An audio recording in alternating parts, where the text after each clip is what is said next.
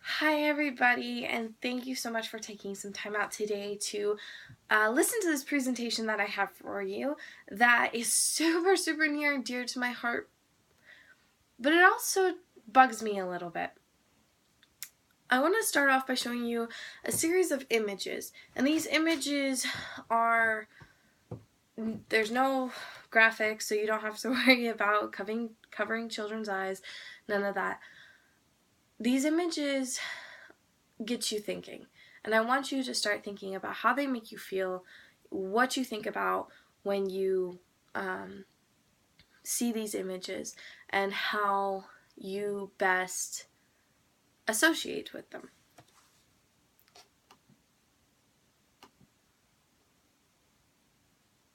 Very simple picture.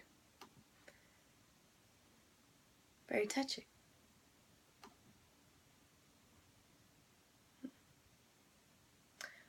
Ready for round two?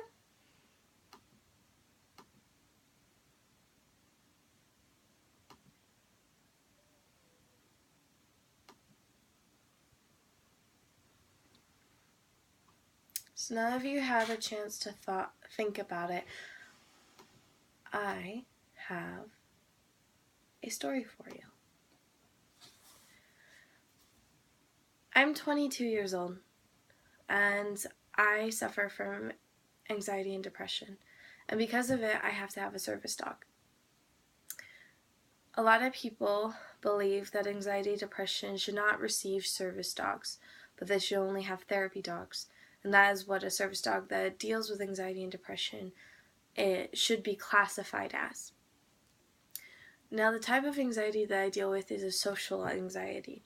I suffer from basically being out in a large group of people by myself, and I get very anxious, I get nervous, I get sweaty, I close up, and I start to build up emotionally. Now, my dog that I have is trained to be by my side as a distraction. He knows when I am starting to get anxious. He knows when I'm starting to have problems with my social anxiety, and he is trained at that time when when he senses it to become a distraction and to calm me down. He is there to help and to guide. Now, while I was training Hudson to be my service dog in his last little bit of training, he had a small problem with going to the bathroom. We were still working on it.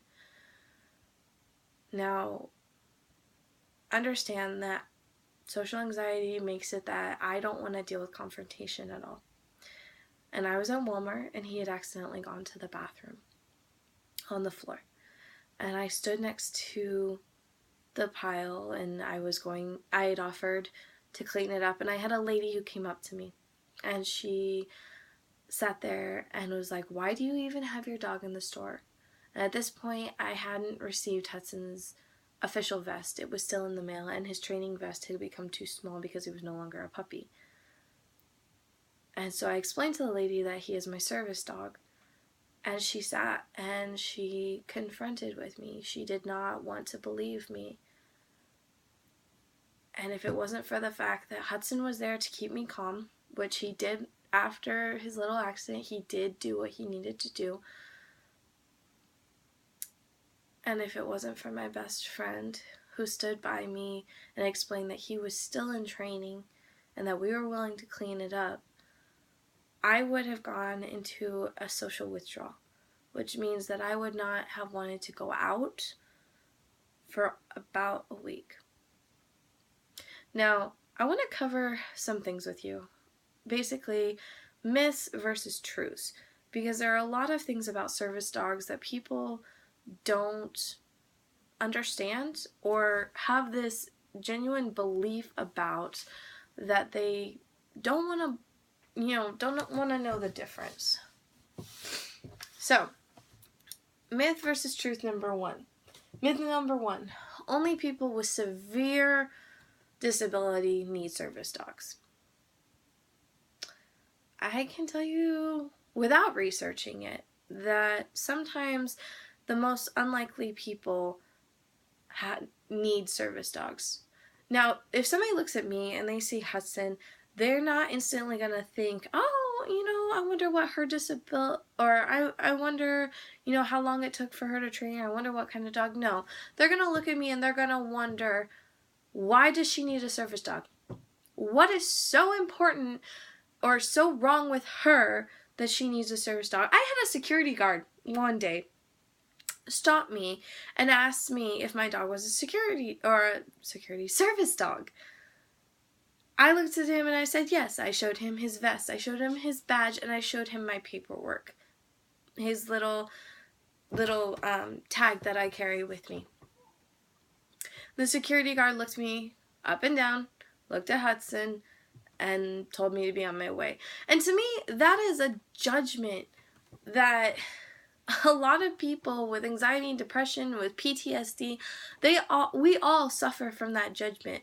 Oh, nothing looks wrong on the outside, so why do they really need a service dog? It's a judgment of people who don't understand. So the truth of the matter of fact is there are a lot of people who do not look like they need a service dog, but have a lot on the inside that they really are struggling with and really need that companionship that a human can't give them. So myth versus fact number 2. There are not many people who own service dogs. Now, a lot of people believe that, only very rare people own an actual service dog. And a lot of these service dogs out there aren't really service dogs.